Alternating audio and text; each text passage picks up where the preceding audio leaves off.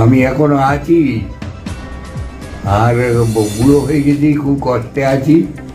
তা আপনার কথা আমার মাঝে মাঝে মনে হয়, তো আজও এসেছিল বলে আরো বেশি করে মনে পড়লো। তা দু চারটে কথা আমি বলে দিলাম যাতে আপনার কানে পৌঁছয়। আপনি এখনো অ্যাক্টিভলি কাজ করতে পারছেন, আমি একেবারে পড়ে গেছি, আমি আর হাঁটতেও পারি না। আর আমার 82 বছর বয়স হয়ে গেছে। এই আমাদের বুদ্ধ ভট্টাচার্যের মতো এখন আর কিছু করার নেই। তবে আপনাদের অনেকের কথা তো আমার মাঝে মাঝে মনে পড়ে।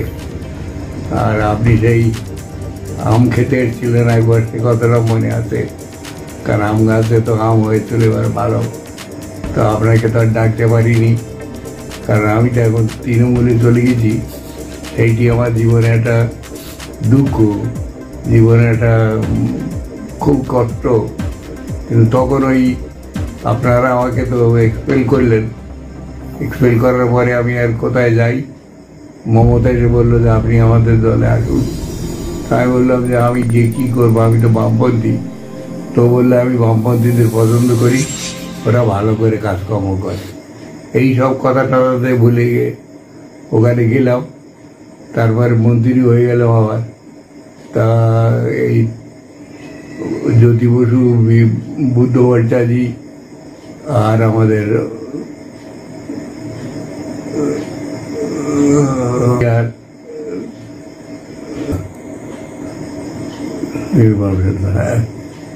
এখনকার মুখ্যমন্ত্রী কে?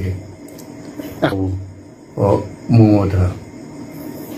এই মমতার কথায় বেরিয়ে তো আমার আর কিছু করার নেই। এখন আমি এখন নিঃসঙ্গ, চেয়ারে একটা পড়ে থাকি, চেয়ারে। আর মাঝে মাঝে আপনাদের কথা মনে হয়, তখন চোখ দিয়ে আবার জল বেরোয়। আর কি করবো বলুন? আপনারা ভালো থাকুন, যতদিন পারেন চেষ্টা করুন।